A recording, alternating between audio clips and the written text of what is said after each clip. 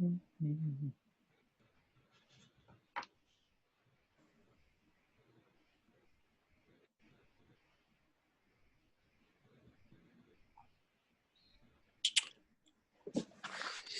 this Okay, is let's jump in. So it's 2 o'clock. Thanks everyone for signing on. I'm sure that more folks will join us as we move here through the next couple minutes. But I want to get us started. So welcome everyone to Wilderness Inquiry's 2021 Virtual Adventure Series. My name is Siri, and I'm here as your host for today. Please note that we are recording today's session, so a link will be emailed to you after this, where you can look back and view this again or share if you wanted to. Also, we do have closed captioning available, so down the bottom of your tool bar, you'll see a little CC button. If you click that, closed captioning will appear on the screen for you to view as well. For today, I would like to ask that folks remain muted for the duration of the presentation. So the mute button is in the bottom left of your screen, little microphone. You can click that and that'll keep you muted. You're welcome to have your camera on or off, up to you. If you have questions during the presentation, please use the chat function and I will do my best to answer them as we go, or we'll save them for the end during the Q&A when you can unmute yourself, ask questions of our speaker, or continue to use the chat and I will ask them for you. So today we have a guest from the National Park Service, Ranger Michael. He's here to talk to us about Glacier National Park. So without further ado, we're gonna get Michael's screen pinned for you all and let him take it away. Thanks for joining us, Michael. Great, yes, absolutely. Thank you for having me, inviting me into your homes. Not normally a thing rangers get to do is go around the country, but such are the times we are in. And as Siri mentioned, I'm coming to you as a ranger with the National Park Service, but specifically from, if I can get my slideshow to work, Glacier National Park. Now, I know most folks have their screens turned off, but I am curious if anyone has been here before, and if not, certainly welcome. But if you have been before, you can let me know in the chat just so I get a sense of our audience. But you don't need to have been here before for today's program. I'm going to try to give you a bird's eye view of what Glacier National Park is like, some insight into the history of the park and the future of the park. So we have a handful of different responses in there. Sadly, no, many years ago, yes, and loved it. Well, hopefully this can serve as a great virtual introduction or revisit, depending. So for context, Glacier National Park, we are in northwest Montana. So we are right up here. We actually share a border with Alberta and British Columbia in Canada. And as far as I know, you all are somewhere around the Twin Cities, Minneapolis, St. Paul. Is that right? Okay, you're seeing some no's and some yeses, so a little bit of both. But just for context, you know, this map has Glacier on it, but also a lot of green and red shapes that represent the many different park units in our national park system. And Minneapolis is not too far from some really unique park sites.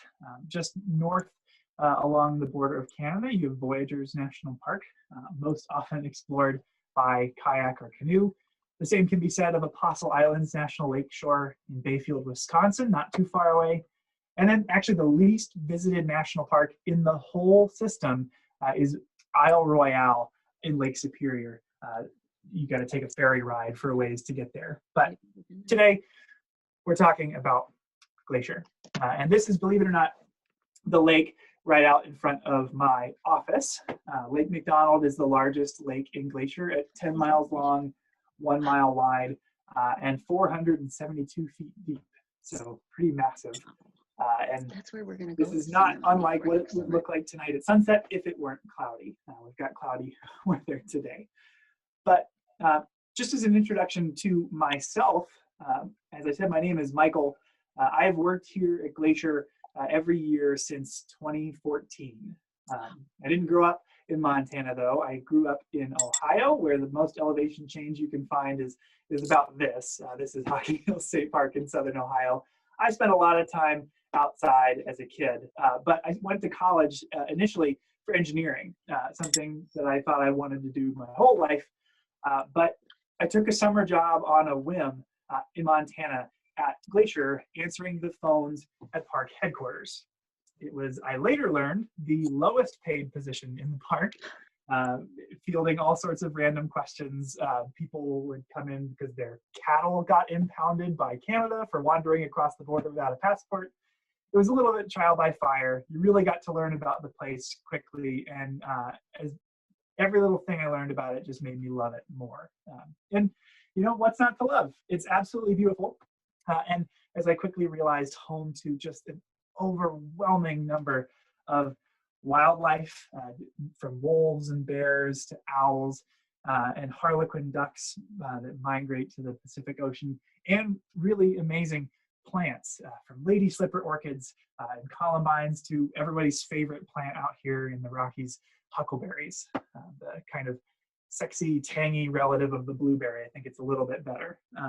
But after I got my foot in the door at the front desk, I had to become a ranger. And so I started working at the visitor center, helping people plan their trips when they arrive. I started giving campground talks and evening programs to help people learn more about Glacier. I stuck around in the winter to work with school groups. Normally this time of year, we are leading snowshoe field trips for K through 12 students. And then perhaps most interestingly, just last summer, I had the chance to make the park's first podcast. So I went around interviewing experts and finding ways to tell stories with visitors who aren't even here. So we launched that podcast last December. It's called Headwaters. If you're interested in learning more about Glacier after this program, I'd encourage you to check it out. It has stories about our cultural and natural history, and pretty happy with it. But that's what I'm here to do today also, is to give you some context for what Glacier National Park is. And to start off, I wanted to dive into the history of this area, because Glacier this area has been around a lot longer than Glacier National Park, and humans have been living here for 10,000 years or more. This is the traditional land of the Salish, Kalispé, Amskapi, Piikani, or Blackfeet, and Kootenai people. And these indigenous communities have existed both on the eastern side of Glacier National Park. The Blackfeet in particular are plains people that would migrate around mid-North America all the way up to Saskatchewan, out to Yellowstone, all over the place. And then the Salish, Kootenai, and Kalispé people, they predominantly occupied the areas west of the Continental Divide in Glacier. Similarly to the Blackfeet, had an enormous range of territory. None of these people spent all of the year in what we call Glacier today, but all of them used this land, whether that was for hunting, for ceremonial purposes. The Kootenai in particular would gather in crowds of 1,500 or more every winter in January to kind of have a New Year's party. They'd dance in these big circles that reportedly could turn the snow into dust, which some winters seems like impossible to me. But this was what it meant to be human in this area for thousands and thousands of years, all the way up until the 1800s, when Anglo settlers were moving out west. And such as it were, the US government saw Native American communities as an obstacle to manifest destiny, as a enemy. And their method of trying to drive indigenous people out of this area took many forms, but mainly it looked like hunting their primary food sources. This is a historic photo of a man here seen standing next to a pile of bison skulls. The US government put a bounty on bison and would pay people to turn in skulls. And this photo was taken at a plant where they process these skulls by pounding them up and burning them to produce a charcoal-like substance called bone char. And this was used in pigment for black artist paints or for water purification, because charcoal can help pull contaminants out of water. all this to say that the indigenous communities that have been living here for thousands and thousands of years in the 1800s were met with a crisis, a food shortage. And in 1855, signed treaties with the US government, the Hell's Gate Treaty for the Kootenai and the Lame Bull Treaty for the Blackfeet, establishing what we know today as the reservations that border Glacier. So Glacier, again, is this up here in Montana. Our entire eastern boundary is shared with the Blackfeet Nation. And then it's about an hour south of us, or at least where I live in Glacier, to the Flathead Reservation, home to the Kootenai, Salish, and Queese Bay. But as time marched on, people saw this place, saw Glacier, as an opportunity to make money. And you can chat if you have any suggestions or thoughts about what people might have thought they could find that was valuable here, but it would probably not come as a surprise to think that this was seen as an opportunity for natural resource wealth, for extractive wealth. Glacier National Park was home to the very first oil well in Montana, remnants of which can still be seen today in the park up at Kentville Lake. This is one of the most remote places in Glacier today, but people sought out oil up there back in 1800s. They also explored for gold, copper, and other things like that. Whole boom towns popped up and sent teams of mules and men into the mountains to mine for all sorts of natural riches. But they all came up empty-handed. This was no California gold rush, no Klondike gold rush. The mountains here really didn't produce anything of value in that sense, which put the railroad that came right through this area, the Great Northern Railroad, it put them in a bind. They had poured tons of money into routing their railroad through this area in the hopes that they'd be able to make money off of ferrying minerals and oil all around the country. But that didn't pan out. So instead, they turned their eyes to a renewable resource, a resource that is still very present here today, more present every year, and it's tourism. Because that rail line that had been built in the mind of moving gold and copper soon began to ferry tourists. And today it's the same line that the Amtrak takes through this area. So the Great Northern started to promote this place as a tourism destination. They advertised horseback trips that would take you several days through the mountains, and you'd be staying at these rustic mountaintop chalets, stone cabins built with some of the best views you could find. And you'd stay at one of those and then take a horseback trip to the next. And slowly but surely, this place started to kind of get on the map, at least within a certain subset of the population that had the money to spend on these activities. And at the same time that this place was becoming a popular tourist destination, it caught the attention of some early conservationists. George Bird Grinnell, who was an editor at Field and Stream magazine, first visited this place and started to really admire it and started to advocate for the protection of this place, not as a tourist destination necessarily, but as a place where nature could continue undisturbed. And it was thanks to the efforts of people like George Bird Grinnell and the railroad that wanted it lobbied as a tourism hotspot that on May 11th of 1910, the U.S. Congress signed a bill and signed into law the act establishing Glacier National Park. So that was over 100 years ago now, which begs the question of what is it actually like? I've given you all the backstory, but what does it look like here? What would it be like to come here today? And I think those of you who've been here before will certainly agree. If you come to Glacier, one of the first things you'll be struck with is just the scale of it. It is huge. The park is over 1 million acres. You could spend a lifetime here trying to see and do everything and come up short. I hike as much as I possibly can every year, and I still haven't hiked every trail in the park. It is an incredibly vast place. And to give a sense of the 1 million acre number and the true scale of that, when I thought everybody was calling in from Minneapolis, I looked up this Twin Cities area on Google Maps. Somebody said you may want to refresh your screen. Oh, That's for someone else. Hopefully everyone can see this still. I pulled up Minneapolis, the Twin Cities area, on Google Maps, and I laid Glacier over top of it. So it is bigger than the entire urban suburban area of Minneapolis. It could connect St. Cloud up there to the northeast to the Twin Cities with an entire unbroken chain of wilderness. And it's not just empty. It's not a big field of a million acres. It is full of mountains. Mountains are probably the most prominent feature of this place, so prominent that they featured it heavily in promotional material, the Great Northern Railroad, when they were initially advertising this place. And we have mountains that are up to 10,000 feet tall. Mount Cleveland, our tallest peak, is 10,466 feet. And we also have a really unique feature, part of the Continental Divide here in Glacier, called Triple Divide Peak.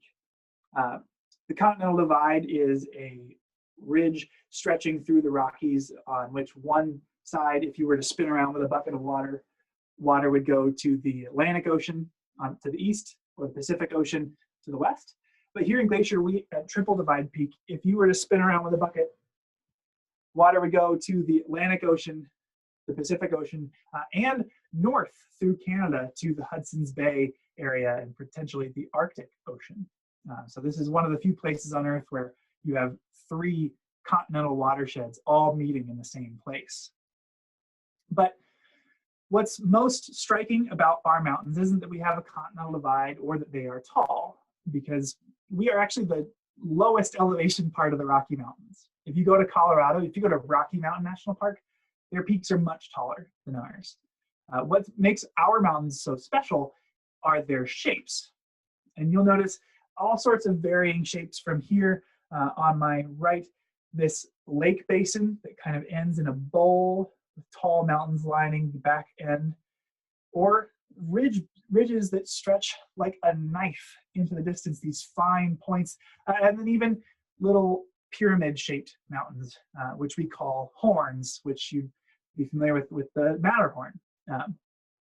Our mountains take on these many different shapes thanks to the most important part of our geologic history and our namesake, and that's glaciers.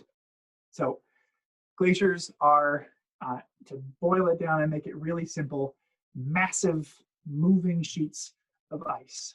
You can have ice caps that are bigger than glaciers, but the most important part about a glacier is that it's moving. When you have enough ice build up here in the mountains, it gets to be heavy enough that it starts to move under its own weight. And we can see evidence of that movement during the last ice age 100,000 years ago in the shape of our mountains today. Because if you were to go to the Grand Canyon, the shape of the terrain there is not this broad U shape that we have here in Glacier. It is a narrow and steep canyon. And you get those narrow, steep canyons with liquid water, working like a saw to cut vertically through the earth. But when you have massive glaciers that are thousands of feet thick, they take up space. They are wide, and they pick up chunks of the earth as they go. So this view from the Going to the Sun Road in Glacier 12,000 years ago would have looked a little more like this artist's rendition with this massive white glacier extending throughout the length of the valley.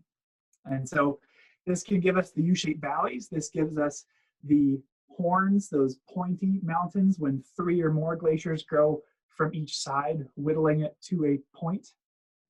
And today, it has touched every inch of glacier and left behind a truly remarkable landscape to explore. Our trails, our roads, they're all following the routes of those massive ice age glaciers stretching back to 12,000 years ago. But we weren't named after the massive ice age glaciers. We were named after the glaciers that we had here when this place was first being explored in the 1850s by early Anglo settlers. And those are remote alpine glaciers up in the mountains. These are remnants from the last cooling event, the Little Ice Age, that ended in the middle 1800s. They are nowhere near as big as the ones that carved out the landscape shots like I just showed you. They are smaller, they are more reclusive and shy, hiding up into the darkest, coolest parts of our mountains. This glacier here, seen from above, is called Grinnell Glacier. It's one of the most accessible ones if you were to visit, because there is a trail heading right to it. It's about 11 miles round trip, so it's not an easy hike, but it is one of the easiest ones to actually get to in Glacier. But I wanted to offer also some practical advice about this place, because visiting Glacier this time of year would be a very different experience than visiting in the summer. And so we have seasons here just like everybody else, but it is a little bit of a different timeline than many people are accustomed to because of where we sit in latitude and how high we are. Because if you were to come to Glacier, the big difference you notice in the park right away is that the western half of the park is home to these dense cedar hemlock forests, remnants of the Pacific Northwest moisture-loving trees that grow west of the Continental Divide. But as soon as you cross over to the east, you find more arid terrain stretching out into the Great Plains. But no matter which side of the park you are on, whether you're the warm, relatively warmer and wet west side or the arid and dry east side, you're affected equally by our seasons. Here in the winter, typically we would expect some pretty harsh conditions. We've had a fairly mild winter so far this year, to be honest, but it covers the landscape in a blanket of white and ice, and snow can get very, very thick. This is up near a fire lookout above Lake McDonald, where you could snowshoe up there on days with low avalanche risk. We get a lot of snow, especially high up in the mountains. But most people here don't plan their visits for the winter. This is changing. We've become more busy in the winter recently, but just 5 years ago, we got 3 million visitors in a year, and only 2% of that number came between November and April. So it's close to half the year with only 2% of our annual visitation. That's because snow closes most of the park to most people. Most of the park is only accessible by skiing or snowshoeing, and even that is pretty strenuous and dangerous depending on the weather. So most folks wait until spring. They think, okay, snow's melting. Trees are growing back, birds are returning, but that doesn't mean we're rid of the snow. In fact, if you come to visit in the spring or in the summer, as late as July, you can be met with snow in the mountains. Some of the most famous parts of our park are only accessible by the Going to the Sun Road, a road that drives over the Continental Divide. And as seen here in a photo in May, it takes a lot of time and effort to actually plow that road before Mother Nature would melt all the snow away herself so that we could access the mountains. It varies year to year how quickly we get it open, but most of the time, if people really make me give them a hard and fast number, I'd say usually the last week of June, first week of July is typically when it's going to open. Any earlier than that, and you still can't access most of the park. But as summer marches on, it's not cold here in the summer. It gets to be pretty warm for a Rocky Mountain area. We don't get a whole lot of over 100-degree days, but high in the mountains, 90 degrees still feels really hot, especially when you're hiking uphill like these folks. It is a lot of work, but that's when most of the park is open and accessible. And to give you a window, that's really from late July to early September. That's what we refer to as summer, because any before that, trails and roads are still closed to snow. And any after that, fall comes back in and starts to drop new snow up high, which can make some of the most famous trails and roads here inaccessible all over again. So fall is probably our most popular shoulder season. I've had the fortune of working with a ranger named Doug Follett. He has worked here for over 50 years. He turned 97 this year. And he always would joke that after September, your visitors change. The summer, you get all of the hustle and bustle of big families and active young adults. And come fall, it calms down a little bit, and you start to see pretty much just half-deads and newlyweds, as he would put it. Anymore, we are seeing a lot more families in September as well. People have caught on to the idea that it's not going to be as crowded if you come after Labor Day as it would be if you come in the middle of July. But all the same, you still have to be mindful of the seasons, because not everything in September will be open, and that can vary year to year. So I personally find winter a really special sort of time where it is a little bit more calm, but I recognize it's not for everybody. Most of the things that you read about online about Glacier, you can't see in the winter, and you've got to be happy to snowshoe or ski. But one group of things that live here that don't much mind about the weather or have their own strategies for coping with it is wildlife. We have a lot of wildlife. And even if I were just to open our list of species, it would take quite a long time to just read all of their names. But to capture some of that diversity of life, I'm just going to introduce you to a few of our more charismatic critters. Glacier is home to over 238 species of birds. We have very tiny birds like our rufous hummingbird, our red-breasted nuthatch, and our western tanager seen here that make springtime in Glacier an absolute treat. Sometimes it can actually be pretty annoying. I'm sure you've all had those birds up outside of your kitchen or your bedroom in the springtime that wake you up or keep you from going to bed. But we have lots of colorful, charismatic fellas in the springtime giving us their best bird songs. But we also have bigger birds as well, from Clark's nutcrackers, which are related to crows, live way up high in the mountains, and are one of the most important species for distributing the seeds of white bark pine trees. They wouldn't be able to reproduce if it weren't for the help of these birds carrying their seeds around. We also have barred owls, a few owls with pure black eyeballs, which can look a little bit intimidating, but beautiful depending on what angle you're looking at. Kingfishers, they are fishing birds, just like their name implies, that burrow into the sides of hills instead of building nests. And then probably our most showy bird is the harlequin duck.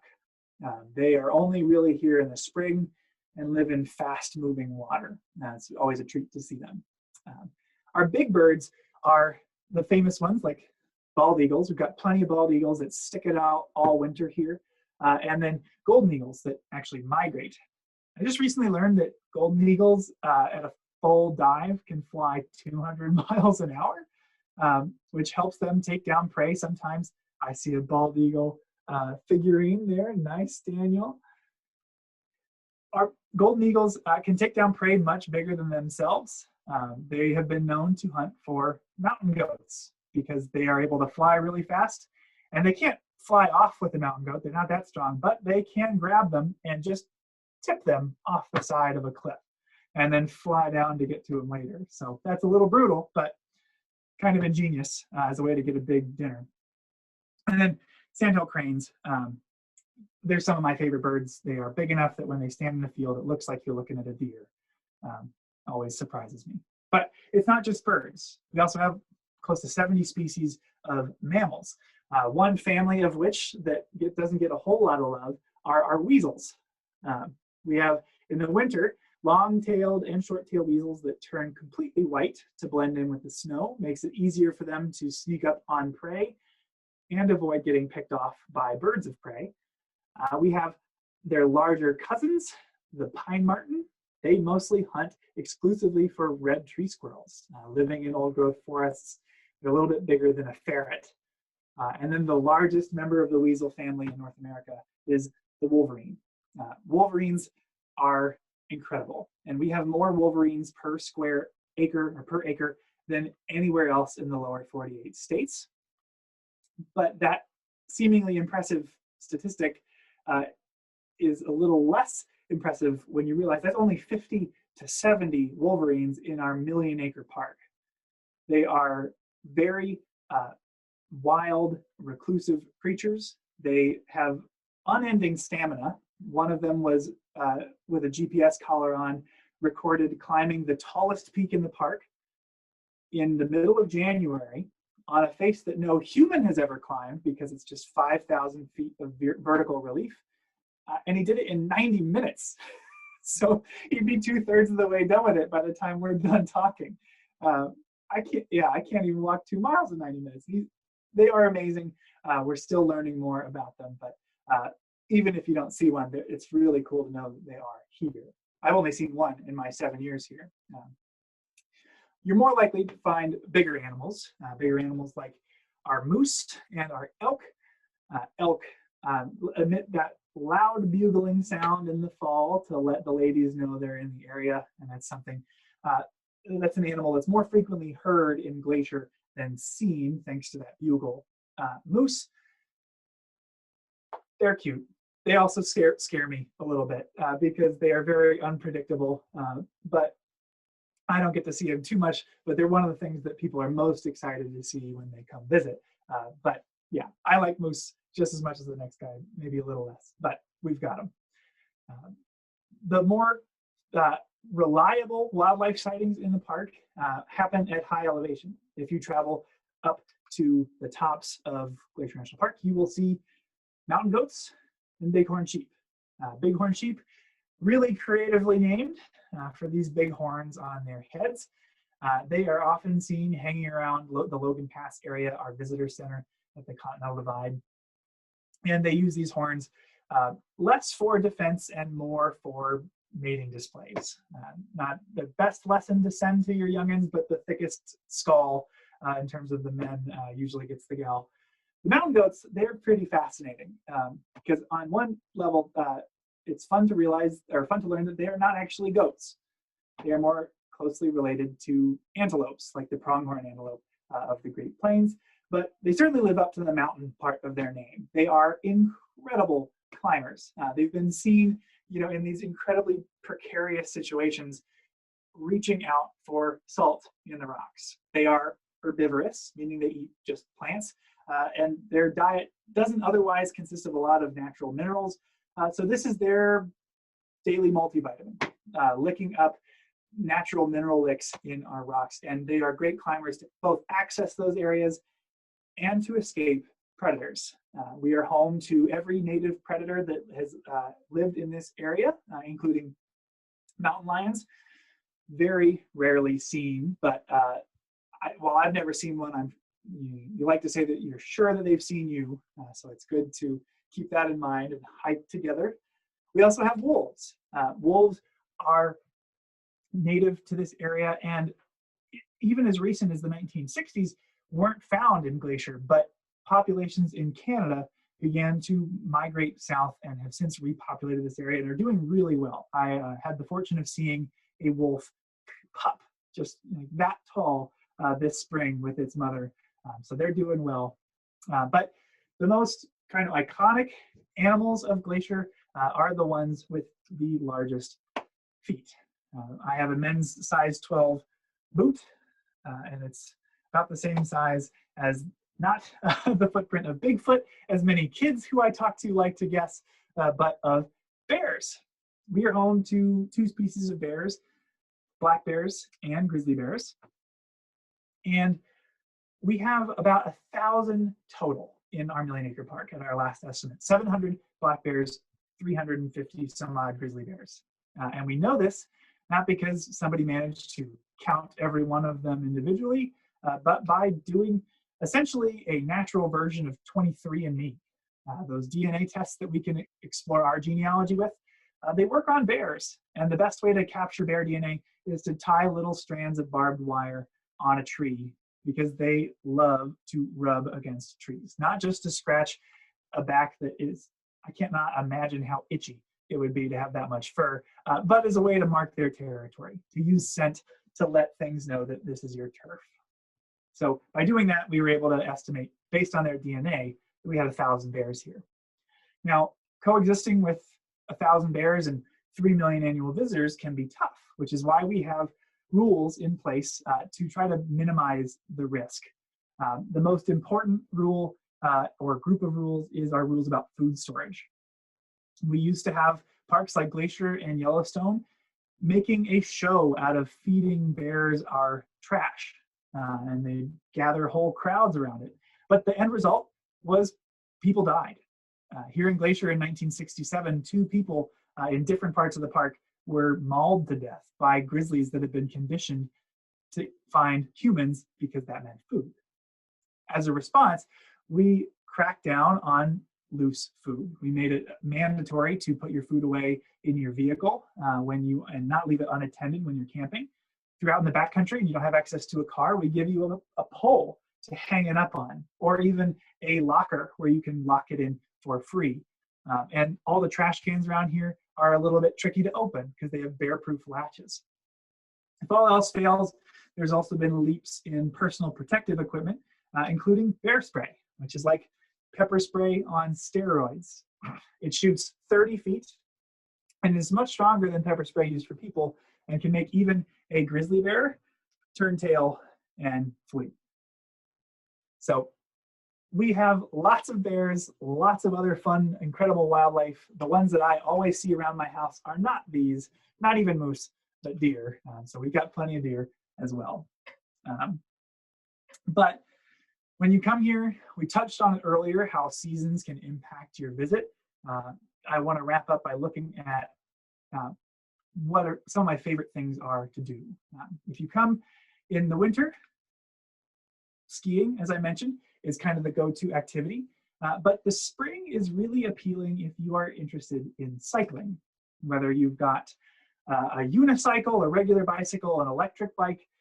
Coming here in the spring gives you access to the Going to the Sun Road beyond where it's open to cars. You're able to bike up Going to the Sun Road and witness all this scenery without traffic. And that can include going up through the areas where they are plowing.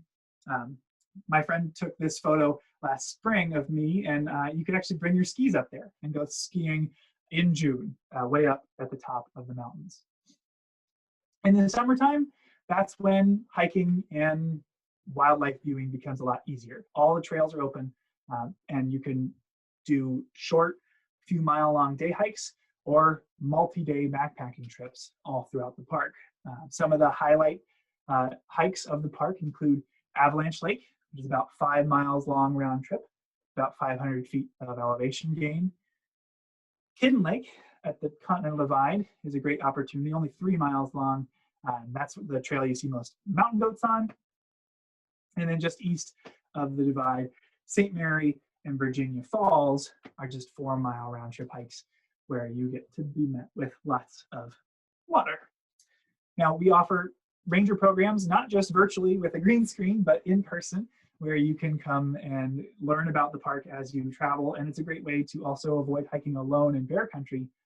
But whatever your trip is, you have loads of opportunities to visit the park. Because I want to save about 15 minutes for questions. I did just want to get ahead of one more thing. The kind of the most discussed part of Glacier's future, what comes next for us, and that's the question I get often of, what's happening with the glaciers? Are they melting? Are you going to change your name if they melt?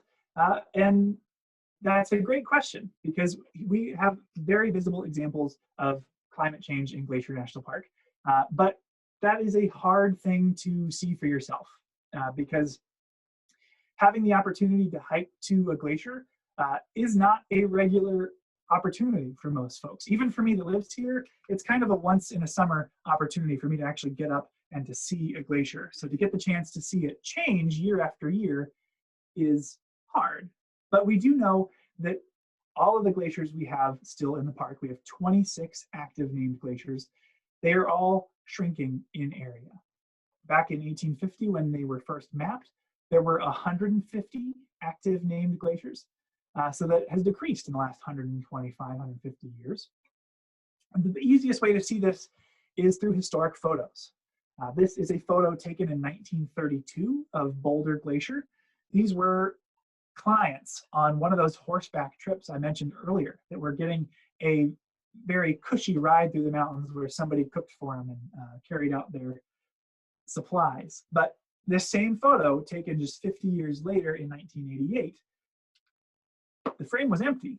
The ice had totally receded beyond view. And it's not just true of Boulder Glacier. The same can be said of other glaciers. This picture here was taken in 1901 of Kintla Glacier up in the mountains. And in 2019, you don't see nearly as much ice. And this is kind of a phenomenon we notice all over the park. This is Jackson Glacier, one of the tallest peaks in the park, Jackson Peak, with 80 years separating them. Thunderbird Glacier, seen here in 1907, and then in 2007, 100 years separating them as well. And this past summer, as part of the podcast I was working on, I actually got to go out in the field with one of the researchers, Lisa McKeon, who started this photography project, repeating historic photographs, finding them in the archives, lining them up, and trekking out to actually go repeat them. It's really, really difficult to find these photos because they didn't write down GPS coordinates. There weren't GPS at the time. She spends a lot of time in Google Earth, just looking at the simulated view from different locations, and then spending a whole day hiking out to try to find that same angle and to repeat it. And so if you are interested in learning more about the Repeat Photography Project and glaciers, that's in our podcast, the Mini Glacier episode. But to put a button on the topic, will the glaciers all fully melt? We think so, yeah, but we can't tell you when. There used to be signage in the park that said we expected everything to melt by the year 2020, which notably was last year. And we still have glaciers today. So that estimate was based on a model that made some incorrect assumptions. It was based on the melting rate of one glacier in one place of the park, and it didn't translate to the rest of them. We know that they are all melting, but we don't know at what rate or how fast to expect that they will all recede. But we do know that just like elsewhere in North America and around the world, we are still warming up. In fact, compared to the average rate of global warming, we're warming up 1.8 times faster, close to 2 times at low elevations and 3 times at high elevations.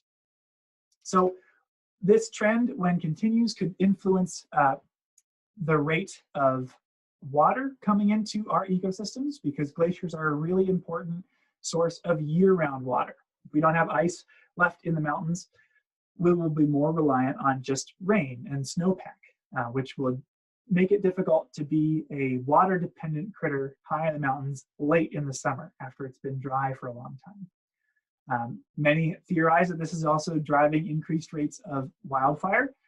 Here in Glacier, we seem like we have an every other summer sort of fire regime where we get a big fire in 2015, a big fire in 2017, and even though that is really scary to live through when you get put on evacuation notice and the smoke really sucks, you can tell that we're not devastated by this. This ecosystem is designed for wildfire, if not as frequently and as intensely as we've been seeing.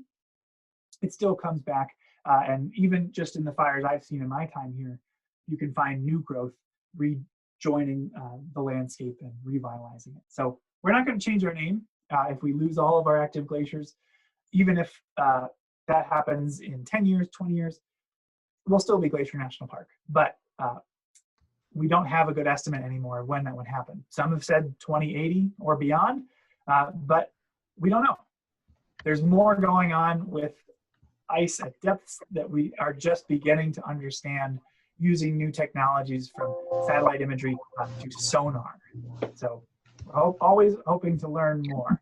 But no matter how many glaciers we have in the park, it is still a very special place. Now, I've been talking continuously for 45 minutes. So thank you all for enduring that. But I did want to give you all the chance to ask any questions you have about Glacier, about what it's like to be a ranger, whatever comes to mind.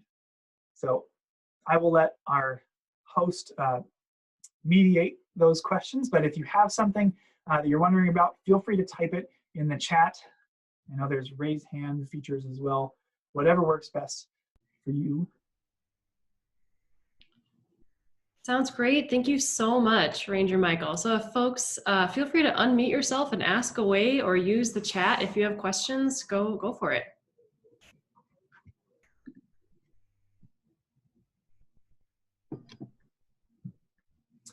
Oh, yes. Somebody in the chat just asked, can you talk about the Peace Park with Canada? Something I didn't really address at all is that Glacier has many titles. The one I've been using constantly is National Park, but we are also a World Biosphere Reserve and a World Heritage Site recognized by the United Nations for our natural and cultural history. But we're also an international peace park. I showed on the map that we share a border with Canada, and right across that border is our sister park, Waterton Lakes. We share the same resource, but two different nations.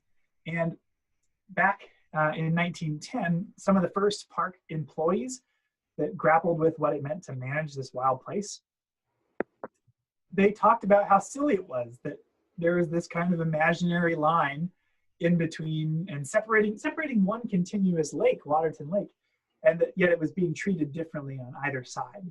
So as a way to formalize our goodwill, back in 1932, the local Rotary Club in Canada petitioned to establish the world's first international peace park, formalizing this relationship where we would cooperate on park management that since 1932 has meant we share resources. We help with wildland fires in their park, and they help with us when that happens. We collaborate on restoration projects. We have a native plant nursery here that can grow native plants, and if something like construction winds up disturbing native area of vegetation, we can go in and replant it, and we coordinate on all sorts of things. But yeah, that touches on our history of the International Peace Park. I'm going to try to stop plugging the podcast, but the Goat Hunt episode goes into great detail about the origins of the Peace Park and the two early employees that really thought of it. See, Justine, who, this is striking me. My last name is Face. Looks like we share a last name. What are the hospitality plans for late spring 2021, assuming the pandemic has been controlled by then? That is the question on everybody's minds, Justine. It's hard to say.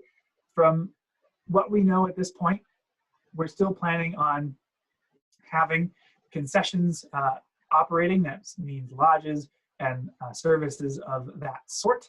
Last summer, it was on a limited basis. It was a limited capacity for just about every service in the park. And to be honest, we don't have a concrete timeline of how and when things are going to start to open up again this summer. There's still a lot of questions, including for employees like me, whether or not we're going to have housing for staff in the summer. So unfortunately, I don't have a good answer for that. I know the plan is to have more open this summer than last, but it's still too early to say. So keep an eye on our website. They share regular press releases. Well, they share regular press releases when there is concrete information to share, which come springtime is going to start coming more frequently.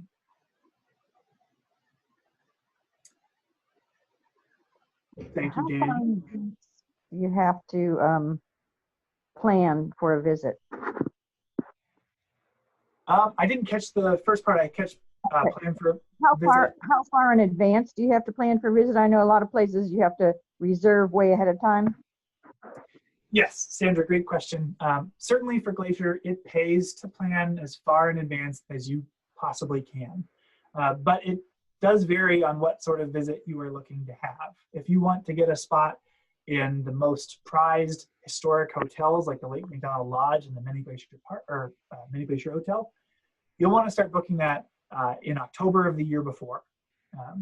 The pandemic has made that process a little bit more challenging and unpredictable, like everything else, but you want to plan at least a year in advance if you want to get lodging in the park. If you are open to finding lodging or more rustic accommodations like campgrounds or RV parks, you can be a lot more flexible or fly by the seat of your pants.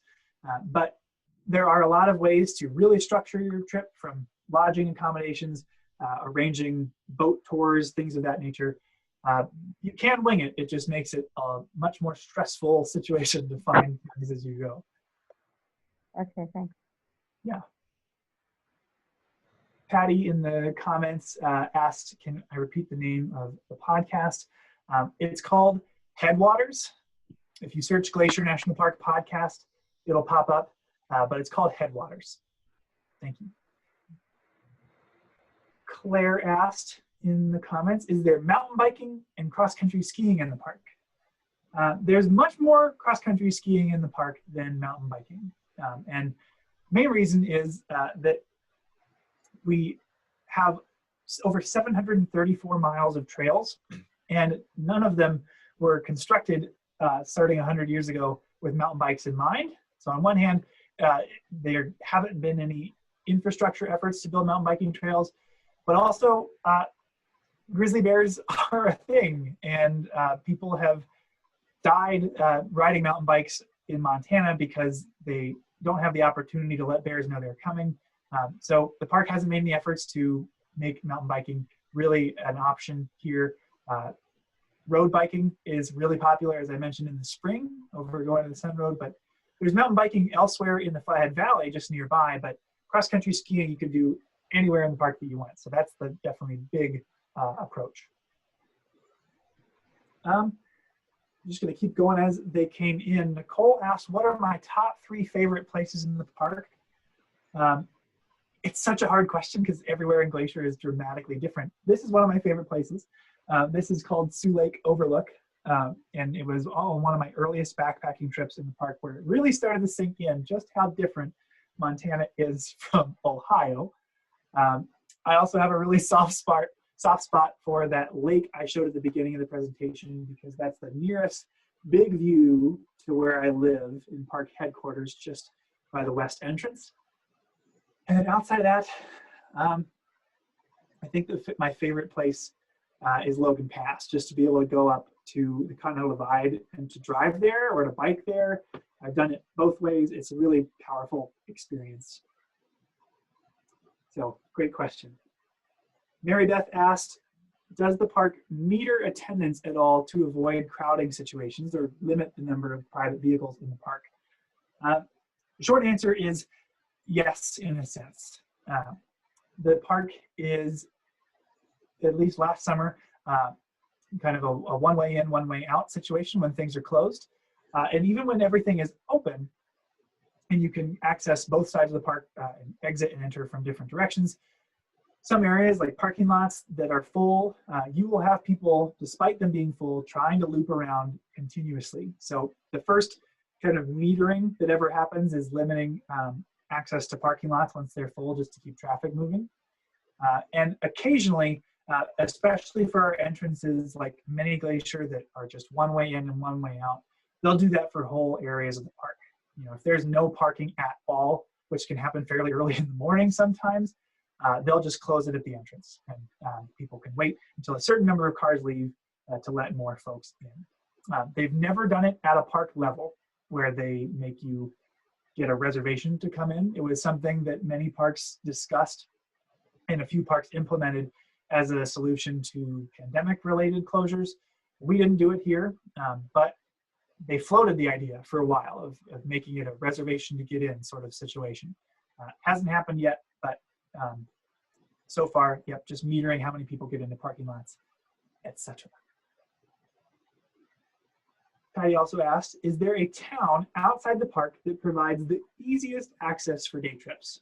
That can vary depending on your definition of town, but the nearest town with amenities, grocery stores, restaurants, the like, on the west side is called Columbia Falls. It is about halfway between the airport and the park.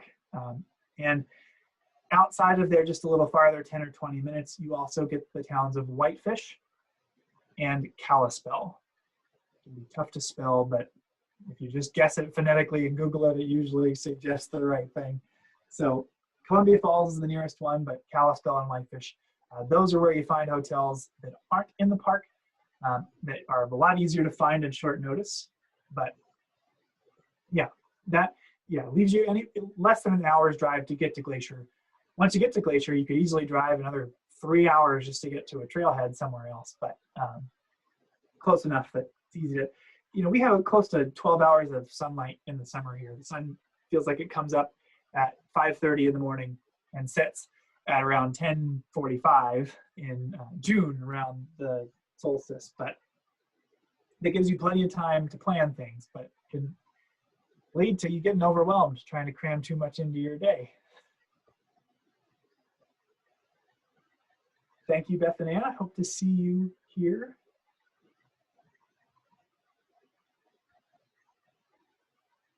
You got plenty of time, and there's no such thing as a silly question. Believe me, I've heard them all.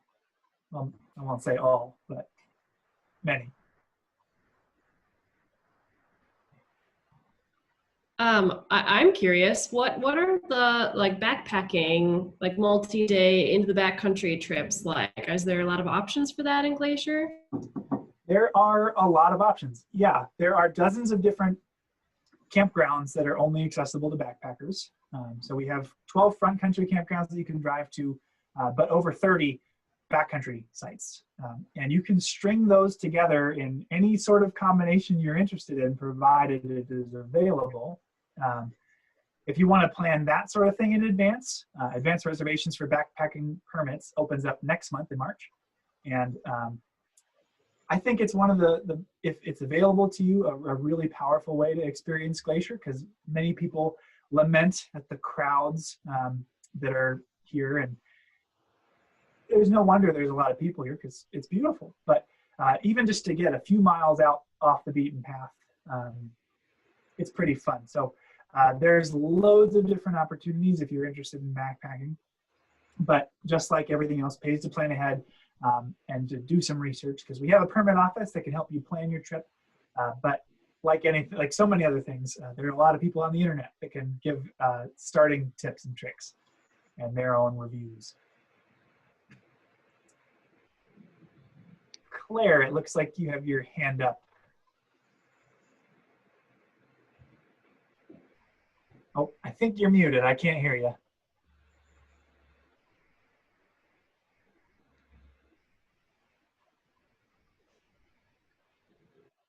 Claire, it seems we still can't quite hear you.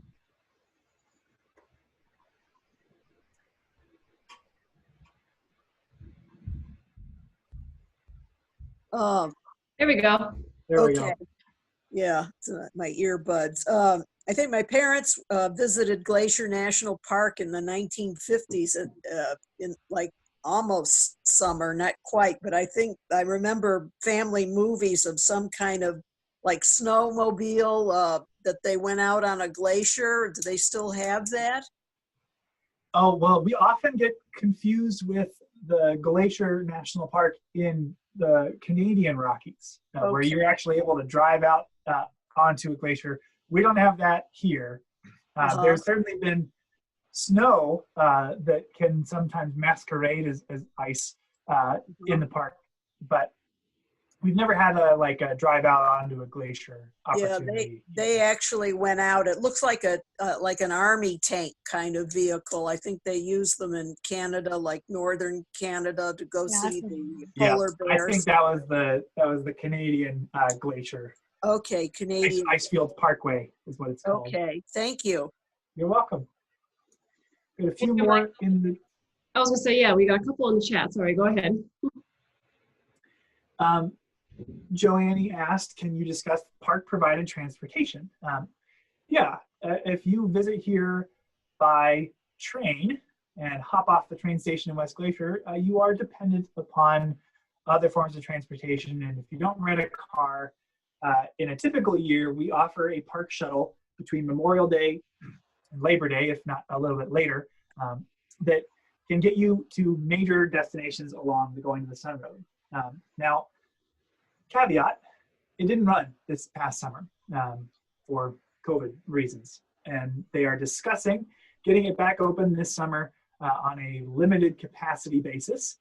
So it's hard for me. I don't think I can say to plan a trip that's heavily dependent upon the shuttle, because it's not a guarantee it's going to be an option. But that shuttle does run throughout the main corridor of the park, and there are concession-operated, additional fee services that can transport you to different entrances of the park.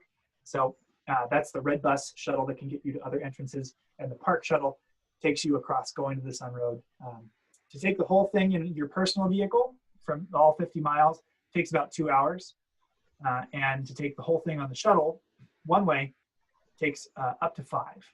So it can be a more time-consuming opportunity, but there are some hikes in the park that would be next to impossible without the use of the shuttle. The High Line is one of the most popular hikes in the park, and it starts and ends in a different place.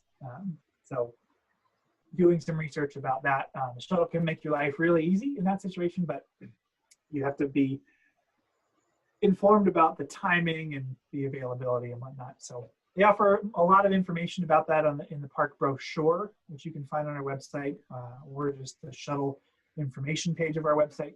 But that is typically an option, but I can't make any promises for this summer. We don't know yet. Well, excellent. We're at 3 o'clock, so I just want to, make sure that we're respectful of your time, Michael, and other folks who are signed on. But thank you so much for joining us. It was such a pleasure having you. And if other folks have more questions about Glacier National Park, call the park. You're also welcome to reach out to us here at Wilderness Inquiry. We'll be emailing you a copy of this recording, so if you wanted to check it out again, you're welcome to do that. Otherwise, thank you so much for joining us, and we hope you have a great rest of your week. Yeah. Thank you. Thank you. Thanks, everybody.